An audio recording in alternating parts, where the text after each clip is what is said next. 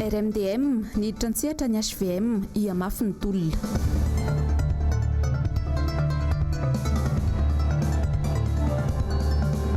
Doublon tamin'ny fifidianana sy afa-miala ny seny hoy ny ivitoerana safidy.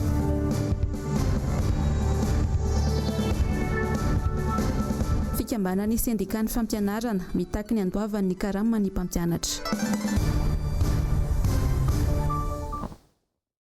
Magnano mbola tsara tsika jiaby izay manaraka ny fahitalavitra MBS amin'ity matonaly ity talata fahatelo ny volana Martsa taona 2024. Tonga soa eto amin'ny fotoana ny vaovao karibo atsika jiaby anaraka an'izany hatramin'ny farany. Mahakasika ny lafiny politika no andesintsika manomboka ny vaovao amin'ity niany ity. Mesa maro hatrany ireo antoko politika izay manamafy sy manamarina fa tsy nisy ny mangarahara nandritra ny ireny fifidianana ireny. Ho an'ny RMDM dia nisy androany dia iamafy ny fitakiana hoy ny nambaran'izy ireo teny Belera tamin'ity androany ity. Mirado Rabenjamina sy Tokira Marlahy no teny antoerana mitatitra ny vaovao. Mijoro amin'ny foto-keviny tsy anaiky ny fanaovana kilalaon-jaza ny fiainana politika intsony ny RMDM. Teboka telo mazava ny takiny ty rodobe ny mpanohitra ho an'ny demokrasia eto Madagasikara ity. Izay ato amin'ny RMDM ty miteny amin'ny roti satria raha na hita zay fa hoe misy zava-baovao mitranga tsy napoizina tamin'ny faran'ny herinandro iny dia ny fampiantso zay dia ndotsika aloha ivory dia samy mitondra daholo ireo mitondra ny taratasy izy hoe nanambara ny seny tamin'ny herinandro lasa teo iny fa misy 1,162,512 ireo doublon na olona manan-kara-panorim-pirenena roa samy hafa lozana izany manamafy zay eto fa ny vokatry ny fifidianana rehetra zay natao zany remise en cause daholo satria le lisy mpifidianana izay nentina nanao ny safidim-bahoaka na ny safidim-bahoaka no voakitika no novaina no solokina ka dia izay ny anjarako aloha milaza amin'ny voakan'izay hoe hatreto aloha dia tena nahavarina ny tsy fahitan'ny fitsarana avo momba ny lalam-panorenana ny reny ny zavatra reny tsy vitan'izay ihany fa nisy koa ny eto amin'ireo le dossier zay napetraka efa fantatra izao fa tokony ho jerevana izy kanjo tsy niteneniny tsy nasiny ihany fa mbola zany moa lo tenenay manaraka satria nisy rekety zay natoko tao zay tena tonga ara-potoana tsara ary mitombona tsara fa teo moa zay tonga le hoe azo raisina fa tsy mitombona dia nijanona teo le izy fa izao kosa misy an'ity feno voty dia andefasanay fitoriana daholo mihitsy reo androm-panjakana rehetra sy ireo masovo firenena miasa tamintsika communauté internationale ary indrindra ny firenena mikambana na Nations Unies satria Madagasikara dia tena mpikambana feno ao anatin'izany firenena mikambana zany ato amin'ny firenena afrikanina ato amin'ny vondrona afrikanina ny européanina ny SADC ny COI zava-dehibe iankina ny filaminana sy ny fitoniana ny fisian'ny mangarahara ny mifanohitra amin'izany anefa ny misy taratra izany tamin'ny fifidianana rehetra ny fanesy sesilany ny fanitsakitsahana ny lalam-panorenana tsapa ho miantsy ady amin'ny mpanohitra ihany koa ny mpitondra iamafy ny fitakiana manomboka izao. Ny rotoben'ny mpanohitra ho an'ny demokrasia eto Madagasikara na ny RMDM dia manao izao fanambarana manaraka izao. Ho toy ny fanambarana nataon'ny CNI mikasika ny fisian'ny tsy fahatombanana ka nahitana izany doublon na ny fisiana miverimberina ao anatin'isy mpifidianana izay miisa hatrany amin'ny ray tapitrisa mahery ao anatin'isy mpifidianana izay marina eto fa mihoatra ny 12 isan-jato izany raha ny nisy mpifidianana amin'ny ankapobeny eto amin'ny tansin firenena dia izany filazana zany dia fekekeloka ampabe maso na aveu fa tsy tomombana ny lisy mpifidianana nandritra ny fifidianana ny fandimika eto Madagasikara nanomboka tamin'ny fifidianana filoham-pirenena ny fifidianana solombavam-bahoaka ary ny fifidianana ben'ny tanàna farany teo izany hoe ny fifidianana rehetra taoriana ny taona 20 sy 2000 ireo rehetra ireo dia mariny rodobe mpanohitra ho an'ny demokrasia eto Madagasikara fa mifanohitra amin'ny foto-kevitry lalam-panorenana malagasy izay manome alalana sy miaro ny zon'ny olom-pirenena rehetra hifidy ankalalana. Mifanohitra ihany koa amin'ny lalam-pifidianana manan-kery dia ny lalàna fehizoro lalana fahavalambifolo sy roa arivo aotra valo any amin'ny andininy faha-enina ambin'ny folo sy roanjato ny fampiarana an'izany sazy raha misy tranga toy izao misy eto Madagasikara izao. Ka noho izany zava-misy izany dia manamafia sy manao izao fanambarana izao ny RNDM. Takinay ny fanafoanana avy hatrany ary tsy misy fepetra ireo fifidianana telo voalaza sy voakasiky ity fahadisoana lehibe goavana ao anatin'izy fifidianana malagasy ity izao dia ny fifidianana filoham-pirenena, ny fifidianana solombavambahoaka ary ny fifidianana ben'ny tanàna izany. Ary ilaina ihany koa faharoa ny firosoana avy hatrany amin'ny fanomanana ny fifidianana vaovao ny amin'ireo fifidianana izay takinay fanafoanana ireo.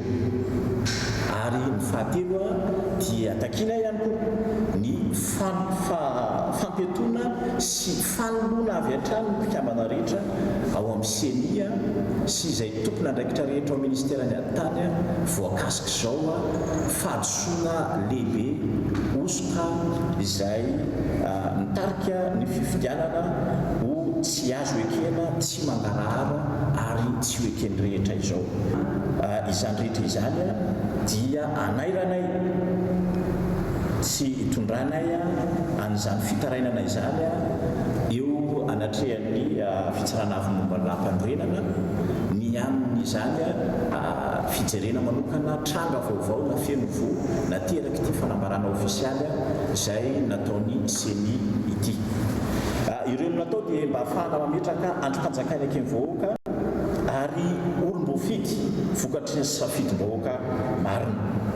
Manentana vahoaka malagasy noho izany izahay mba ho samy joatrany ahafahana mametraka firenena vanona mendrika ny vahoaka rehetra.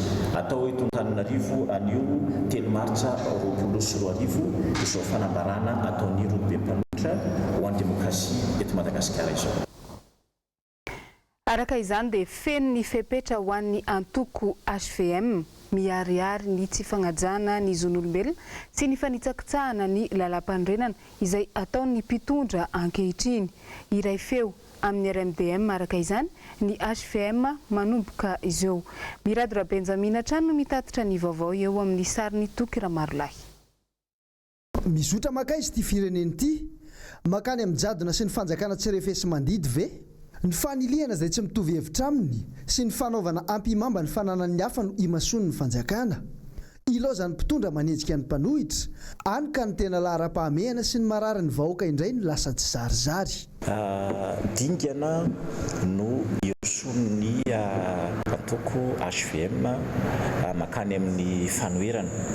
Araka ny lalan-tsaina izay efa nanazavan'ny HVM azy dia mipetraka ho antoko manara-maso ny fanatanterahana an'ireo velorano izay napetraka ny filohan'ny repoblika tamin'ny alalan'ny antokony ho ampanantenana mpandrosoana Madagasikara. Ka zavatra roa noho izany no zava-dehibe ho an'ny antoko HVM. Voalohany dia ny fanarahana amin'ny pitsopitsony maharepoblikan'ny Madagasikara dia ny lalàna zany, tany-tany-dalàna ary ny fiarovana sy ny fanajana ny zon'olombelona. Izay aloha zany tsy azo idivirana. Fa ny faharoa ihany koa dia manara-maso ny tetikasa fampandrosoana ny firenena izay nampanantenan'ny antoko sy filoham-pirenena lanim-bahoaka ankehitriny io. Dia izay no antony nanaovan'ny HVM fanambarana rehefa nanomboka nahatsikaritra fandikana lalam-panorenana sy fahatanterahany fampanantenana velorano natao dia eo no manomboka manontany tena mametra-panontaniana mipetraka amin'ny toeran'ny olom-pirenena rehetra ny antoko HVM no hoe raha mitohy izao tsy fandikana tsy fanajana lalàna izao raha mitoy izao tsy mahamaro toerana ara-toekarena ny Madagasikara izao dia manosika ny HVM ho amin'ny fanoherana izany ka noho izany mijoro ho antoko miaro ny tombotsoan'ny tanindrazana sy ny mponina ao aminy antoko HVM ka raha ny fidirana ato amin'ny RMDM noho izany dia tsotra feno ny fepetra ahitanay fa tsy mitondra fampandrosoana fampanantenana tsara ary fanatanterahana izay voalazan'ny lalàna araka izay nampanantenana ny antoko ankehitriny noho izany mijoro-panohitra ny HVM. Anisan'ny namory mpagnano gazety ihany koa ny avy eo anivon'ny safidy izay fiarahamonim-pirenena mpanara-maso ny fifidianana eto Madagasikara tamin'ity androany ity nambaran'izy ireo fa tsy afa-miala amin'ny zava-misy eto amin'ny firenena manoloana izao savorivory izao ny CENI. Fanadidina izay nataony Njava Andriamahefa eo amin'ny sariny Andry Rakotomalala.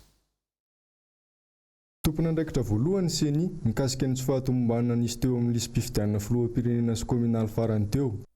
Nisy ny tandrevaka nataon'ny CENI araka izany. Rindran-damina mihitsy zany hitanay ohatra ny hoe tsy dia tena mbola mirindra satria hoe izy ihany nanao an'ilay lista dia izy ihany no miteny hoe izy ihany no miteny hoe misy tsy mety anaty audit zany no ahafahana mijery an'izay hoe ity laza izy fa misy an'ireto olona 1 million reto dia andao jerena ary anaty lista le liste électorale teo aloha nampiasaina tamin'ny premier tour taiza ireo olona reo tafiditra tao ve ireo olona reo jerena ny liste émargement reto ny olona mifidy marina ve ireo olona reo. Nampametra-panontaniana ny teo anivon'ity sampana mpanara-maso ny fifidianana ity ihany koa ny hoe maninona ny tateo aoriana vao nivoaka ity olana lehibe mahatonga savorivory eto amin'ny firenena ity. Tokony ho entitra hatrany ny eo anivon'ny CENI amin'ny fanarahamaso anatiny. CENI zany no afaka mahita maso izay an'izay hoe misy doublon momba an'izao karapanondro fa raha hoe ny olona tsy mikirakira anazy ao alatiny zany dia sarotra tokoa ny hoe aratsy verina ny amin'ilay fijerevana amin'ny fitaovam-pifidianana rehetra nampiasaina indrindra efa le lista mpifidianana izay nampiasaina tamin'ilay fifidianana lefa vosony iny zany nanambara izy ireo fa fotoana izao hanantsarana ny fomba fiady mba hisorohana ny olana izay mety hitranga amin'ny fifidianana manaraka. Raha ivona dia naiky ny fisianosika nisy teo amin'ny lisy mpifidianana ny teo anivon'ny CENI ny faran'ny herinandro lasa teo. Fa nisy ihany koa moa ny fanambarana izay nataony antoko maro samihafa satria dia nifanesisesy izany tao aoriana ireny fanambarana nataony CENI manoloana ny tsy fahatomombana ny listra nanatanterahana ny fifidianana ireny. Andeo rahantsika ny fanadidina izay nataony Jessica Miray sy Manora Andriamalala. Omaly alatsinainy faharoan'ny volana Martsa no namoaka ity fanambarana ity ny antoko PSD na Parti Social-Démocrate de Madagascar. Manoloana ny fanambarana navoaka ny CENI ny alarbiena amin'ny 20 febroary lasa teo mikasika ireo tsy fahatomombanana tamin'ny fifidianana. Manohina tanteraka ny zo fototra iorenan'ny demokrasia sy ny safidy malalaka ny vahoaka izao. Tsy azo antoka araka izany fa vokatry ny safidim-bahoaka ny vokatry ny fifidianana ny fanesy teto ireny hoy hatrany ny PSD. Manoloana izany dia anisan'ny fangatahany ity antoko ity ny andraisan'ny fitsarana avo momba ny lalam-panorenana fanafoanana ireo fifidianana isan-tsokajiny teto amin'ny tany sy ny fanjakana satria tsy manan-kery ireny fifidianana ireny hatramin'ny taona 2024. Aoka tsy ho raisina ho kilalao ny fiainam-pirenena fa efa sahirana vao nahita fitoniana teto Madagasikara nanomboka ny taona 2024. Toy izay ny fanambaran'i Paul Rabary, ministry ny fanabeazam-pirenena teo aloha sy kandida filoham-pirenena tao anatin'ny tambazotra tserasera ny androany. Aoka hoy izy, tsy ny olona tompona andraikitra sy natokisana hitantana amin'ny fifidianana madio no hamoatsampona ka ilaza ny fifidianana izay nokarakarainy fa tsy lavorary ary feno tandrevaka. Fotoana izao hoy hatrany izy, anovana tanteraka ny olona sy ny fomba fiasa eo anivon'ny CENI satria manalabaraka tanteraka ny firenena ny fanaovana tsinotsinona ny mpifidy sy ny mpilatsaka hofidiana. Eo amin'izay vaovao ny politika izay hatrany saingy lafim-baovao hafa kosa dia tao aoriana ny fanagazana ny entany ANC Hotel ny roso tamin'ny fanagazana ny fananany mbola rajona ihany koa ny fanjakana amin'izao isabotsy 20 febroary teo raha tsy aivina dia tokony tamin'ny 1:20 ora mpitandro ny filaminana maromaro no tonga nisava ny trano n'ity mpandraharaha ity teny Ambomahitsy. Androany dia fantatra fa ananan'ny fanjakana vola mitentina 2,20 sy 900 miliara ariary imbola rajona osika tamin'ny faditseranana tsy fandaovana hetra. Ireo ny voalaza fa anisany anenjehana anymbola rajaona amin'izao. Ankoatra izay dia miisa 5 ny fitanana antsoratra mirakitra ny fandikan-dalàna nataon'ity mpandraharaha ity teo anelanela ny taona 4ambinifolo ka hatramin'ny taona 2012. Raha tsy hivina dia ny 1ambinifolo febroary 2012 mbola rajaona no nosamborina teny Antsahabe ary notazonina ao am-ponjan'ny Tsiafa hatramin'izao. Tsy mitsahatra mihitsy araka izany, izao fanenjehan'ny fitondrana ankehitriny izao ny mpanarady sy ny mpanohana ny fitondrana teo aloha rehetra. Vaovao mahakasika ny fampianarana kosa dia mitohatra ny fitokonana ataon'ny PASEM eo anivon'ny ministeran'ny fanabeazam-pirenena. Nagnano fanambarana araka izany ny filohan'ny PASEM androany. Andeha rahantsika ny fanadihadiana tateriny nomena Andriamana Misata eo amin'ny sary ny Mathieu Princy. Maro ny tonga mbola hitokona rapitso ho fitakinan'ny fandaovan'ny karamany ara-dalàna sy ara-potoana miantso ireo mpampianatra rehetra ny eo anivon'ny PASEM mba hanatevin-darana. Araka izany dia miandry ny vokatry ny filan-kevitra minisitra izay atao alakamisy ho avy izao ireo mpampianatra. Araka ny fiantsoana efa nataon'ny PASEM moa dia manomboka an'io le fitokonana roa amin'ny fitopolo ora. Tianay manamarika alongany fa diso ny filazana fa ny PASEM dia miantso ny mpampianatra indray tsy hitokona manomboka an'io. Mikasika n'ireo hoe fandoavana ara-potoana ny karama vakatera sy ny suppléant ny mpampianatra frama zany. Io zany dia izay dia mitaky foana hoe ataovy ara-potoana ny fanao satria ny vakatera ny teknika dia misy herintaona tsy mahazo karama. Mitaky ny fandoavana vondromaika ny karaman'ny mpampianatra ny eo anivon'ny fivondronan'ny syndika araka izany tsy ny eto Antananarivo ihany anefa fa manerana ny nosy. Rehefa ny teny ny fitondram-panjakana hoe voalohany volana janvier le 5,000 ariary raha izay fotsiny raisiko tsy nisy le 5,000 ariary tamin'ny volana janvier tsy nitokona nge PASEM tsy niantso ny olona hitokona PASEM noho ny fitiavana n'ilay ankizy ary indrindra noho ny fahatokisana ny fanjakana ny teny hoe pitsopitsony raha tadidinareo tsara ny tenena tamin'izay dia pitsopitso madinika sisany no tsy matafavoaka an'io fa amin'ny février dia tafavoaka. Rehefa tsy nitonga le février zay ny PASEM vao nanaitra mbola nanaitra ny fitondram-panjakana namereo amin'ny fitopolo ora. Andray fanapa-kevitra kosa ny mpampianatra raha toa ka tsy voafany olana mandritra ny filan-kevitry ny minisitra amin'ny lakamisy ho avy izao. Eo amin'izay fampianarana izay hatrany moa dia mitokona ihany koa ny mpampianatra eny anivon'ny sekoly mpanjakana lycée technique professionnel Alarby amin'ny izao. Mitsahatra jiaby ny fampianarana eny anivon'ity sekoly ity araka izany. Norofitiavana sy Mathieu Princy no nanao ny fanadihadiana. Midy avokoa ny varavaram-pianarana eto amin'ny LTP Alarby androany. Tsy mianatra avokoa ny mpianatra fa nalefanody. Vokatry ny fitokonan'ny mpampianatra no antony. Fa tsy napetarina fotsiny izay tandroany dia nivory zareo mpampianatra dia nilaza zareo hoe tsy mianatra ny mpianatra androany fa amin'ny zoma. Dia tsy hainao loatra hoe inona ilay olana fa tsy fantatro. Volana janvier teo angamba nisy dia tamin'izay zay niakatra dia nigrevy daholo ny mpianatra any amanontolo fa hoe misy izany vola izany hono tsy namen'ny fanjakana ny mpampianatra. Mangataka mba omena hoe izany zavatra mpampianatra rehetra izany dia oka mba tsisy grevy intsony ao aminay. Mbola tsy fantatra mazava ny tena antony fitokonana. Ireo mpampianatra raha teo tsy nanaiky resaka tamin'ny mpanao gazety fa matahotra. Zay zany izay mihitsy ny safidinay zay ngamba petakitsika amin'izay hoe izy fa zoma zay miverina mianatra dia misy zavatra hitanareo mpianatra hitanareo daoly zay no fanarahana zay aleoa tsy teny intsony ialako tsiny fa zay fanarahanay aleoa tsy teny intsony fa miala tsiny dia aminay sotra betsaka ny mpampianatra ka zahay mpampianatra zay sotra betsaka. Fa raha ny filazan'ireo olon-tsotra mipetraka atao anatin'ny sekoly dia mety misy idirany amin'ny resaka tambo-karama tsy voalohan'ny fanjakana amin'ny mpampianatra no antony fitokonana. Tsy vao izao ireto mpampianatra ireto no nitokona fa vao tamin'ny volana janoary teo raha ny fanazavan'ireo mpianatra dia izao mitoy izao indray.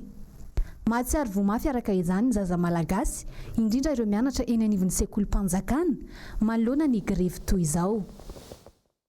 Raha tsy ahivina kely dia efa nisy ny fampahafantarana izay nataony teo anivon'ny sempamana ny sendika ny mpampianatra mpanabe eto Madagasikara manoloana iny fitakiana izay ataony mpampianatra eo anivon'ny sekoly teknika iny. Fa lafim-baovao hafa kosa dia mbola mitohy ny fitokonana izay ataony ireo mpiasa teo anivon'ny PMU Madagasikara amin'izao mitakiny zon'izy ireo noho ny fanakatonana n'ity orinasa ity. Jessica Miray no teny amin'ny foibeny teny ankoraotra mitatitra ny fanadihadiana eo amin'ny sariny Toky Ramarolahy. Vao miditra ny faritry ny PMU eto Ankoraotra, sora-baventy toy izao ny tazana, omeo ny zonay, izay no fitakiana ireto mpiasa ireto. Raha ny vaovao voaray tetỳ an-toerana, taorian'ireny hoe mikatona, tsy mikatona amin'ny PMU dia fantatra izao fa ikantona tanteraka ny orinasa. Tsy mitaky ny iverenana iasy intsony araka izany ireto mpiasa ireto, fa mitaky ny amoahana ny zon'izy ireo, toy ny droit d'ancienneté, ny ambiny droit de congé. Teny zavatra tongavana eto dia hitaky ny droit-nay. Droit-nay zany tena ho takinay satria tsy mbola misy droit mihitsy ny avoakan'ny orinasa zany amin'izao fotoana izao satria ny gérantenay zany milaza fa tena tsy misy vola ao aminay fa nogiazan'ny fanjakana ny volanay ozy izy. Tsy fantatray fa marino hoe tena nogiazan'ny fanjakana tokoa ve le vola sa hoe ahoana satria izay mpiasa rehetrarehetra eo dia mitondra ny volanay hatramin'izay hatramin'ny zoma ary tsy hoe vola kely fa vola betsaka ny ampidirinay ato nefa dia hoe tonga sabotsy ny giazan'ny fanjakana ny vola tsy misy nandoavana ny droit-nay ary nozy izy zareo ka notakina eto tsy vitany amin'ny orinasanay ihany fa raha ny fanjakana avoay le droit-nay zay tena hoe zoanay ny takinay mba avoay rery ny fanjakana ny droit-nay raha ohatra giazinao ny volanay raha giaziny mihitsy zany ny volan'ny société anay. Manaraka zany misy resaka hoe chômage technique zay indray hono zany miainga avany hoe lasa atao chômage technique zay 3 mois fa ahoana moa zay no lasa chômage technique tsy tokony ho possible mihitsy zany ny orinasanay ho hivoaka amin'izany chômage technique zany ary koa tsy tokony koa ny orinasanay hivoaka an'izany fahity zany satria zay ato dia tena misy vola miodikodina ampidirina isanandro tsy possible ho fahity zany ny orinasanay dia zay mihitsy no antaninay hoe fa manina reny tsy amena le droit-nay omeo fotsiny droit-nay dia zay vita satria mutuelle zany tsy fahita mihitsy ny mutuelle satria ny angona vola zany vola angonina zany dikan'izay ao foana le volanay takinay fotsiny zany hoe mehoanay le droit-nay. Araka ny olazainy ireto mpiasa ireto hatrany dia mahery ny valonjato izy ireto noho izao indray very azy izao manerana ny nosy. Anohy hatrany fitakiana araka izany ireto mpiasa ireto mandrapivoaka ny zo izay takiana izy ireo. Eo amin'izay vaovaony sosialy izay hatrany dia miaina ao anatin'ny fitaintainana isan'andro tsy mandry andro tsy mandry alina ireo mponina ao amin'ny faritra Avaradrano iny. Faritra mena amin'ny resaka tsy fandriam-pahalemana ity distrika ity amin'izao miantso ny tompon'andraikitra araka izany ireo mponina any an-toerana. Noro fitiavana sy Mathieu Princino ny tatitra ny zavanisy. Mahazivana ny tsy fandriam-pahalemana any amin'iny faritra Avaradrano iny amin'izao indrindra ao amin'ny commune Manandrina toy ny hita ao amin'ny Fokotany Ambompananina. Saika ho isan-kerinandro ny trangan'izany. Vao tamin'ny faraparan'ny volana febroary teo izao tokantrano iray no voatafika na jiolamo Rongobasy atao amin'ny commune Manandrina. Mpivady no voatafika tsy nisy ny nafoy. Efa eo am-pikarohana ireo navandoza kosa ny mpitandro ny filaminana amin'izao. Patra faniala boty aloha dia atao hoe samy tanàna ngamba ny hoe misy nazonazana hoe milamina tsy milamina rehefa maheno moa zany ianao hoe manodidina anao voatafika satria izay manome numéro téléphone mpandray numéro téléphone dia rehefa misy voatafika zany dia efa mampinomana ny hoe aty aminay ny dala zao dia tomany izay efa mponina moa zany efa entanina hoe aza dia matoritory matsika fa vaotsika mba andry misy toro diembena. Araka ny fantatra mbola tsy ampy ny isan'ny mpitandro ny filaminana ao amin'ny commune Manandrina. Ny zandary avy any Sabotsy namena ihany no mbola misana ny resaka fandriam-pahalemana ao amin'ny commune io hatrany. Mpitandro filaminana raha tsy efa tsona zareo raha tsy efa misy ny alerta zany raha ohatra ny hitako tany zay voatono fa tsy hoe andeha any izy fa misy fotoana zany rehefa andesaka ny tambe tanàna zay dia misy fotoana mandeha larondy ihany misandrany mitety fokontany amin'ny alina. Etaetan'ireo mponina ny hanampiana ny isan'ny mpitandron'ny filaminana any amin'iny faritra Avaradrano. Tsy ny mponina amin'ny fokontany Ambohipananina ihany no miorooro eo amin'ny resaka tsy fandriam-pahalemana amin'izao fa ny fokontany maro manodidina toa ny fokontany Ambatolampy, Ambatomitsangana, Ambohibao, Ambohimazina, Tsaraonenana, Ambohitrantenaina. Ho an'ny vaovao sy maresaka eo amin'ny sehatra iraisam-pirenena kosa dia ho tanteriny Jessica Miray aminao ato anatin'ity fanadihadiana ity ny momba ny fianak'ilay valanaretina Covid-19 izay efa firenena telo aty Afrika no tratrany amin'izao. Any Etazonia kosa dia androany no antsoina hoe Super Tuesday, izany hoe fanjakana 4/20 no manatanteraka fifidianana. Andeha horantsika ny andindiny izay tanteriny Jessica Miray sy Manora Andriamalala. Androany, fahatelo ny volana Martsa no antsoina hoe Super Tuesday ao Etazonia. Androany no kiondalana lehibe ho amin'ny fifidianana filoham-pirenena. Fanjakana 4/20 no nanatanteraka fifidianana tamin'ity androany ity. Izay kandida mandresy amin'ity Super Tuesday ity hatrany matetika no lany ho any antoko demokraty. Toy ny tamin'ny taona 2024 na lany any Hillary Clinton sy ny tamin'ny taona 2017 na lany any Bill Clinton na vadiny. Californie sy Texas no fanjakana anisan'ny nandray anjara tamin'ity Super Tuesday androany ity. Be olona ireto fanjakana ireto, betsaka ihany koa araka izany ny délégué hifidy izay kandida ho filoham-pirenena. Ao Californie izao no tena ahitana délégué betsaka indrindra, 540. Texas kosa no fanjakana fahatelo be délégué indrindra, 220. 440 araka izany ny délégué nifidy tamin'ity andro ny Super Tuesday ity, amin'ny délégué 4,000 manerana ny Etazonia. Hatramin'ny taona 730 izay mivoaka mpandresy amin'ity Super Tuesday ity no matetika mivoaka ho kandida filoham-pirenena ho any antokony demokraty. Vaovao ilay valanaretina Covid-19 kosa indray dia raha araka ny fanambarana navoaka ny Agence France Presse Somaly, firenena 7 maneran-tany izao no misy ity valanaretina ity. 709 izao ny olona voany ary 773 ny olona matiny. Omaly hatrany, firenena 3 aty Afrika no tratrany valanaretina: Senegal, Tunisie ary Maroc. Samy olona avy any Italia avokoa no nitondra ny aretina tao Tunisie sy Maroc. Vaomaly alatsinainy kosa ny fantatra ny tao Senegal, teratany frantsay iray monina ao Dakar, izay nivahiny tao Nîmes ny 13 hatramin'ny 15 ny volana febroary teo no nitondra ny valanaretina. Iny ihany koa no nandesitsika namarana ny vaovao tamin'ity niany ity, mankasitraka anao nanaraka izany hatramin'ny farany. Mametraka ny veloma mandrapitafa ho amintsika jiaby ny tena koa amin'ny manaraka indray. Samy tsara tompo lay sy tompo vavy.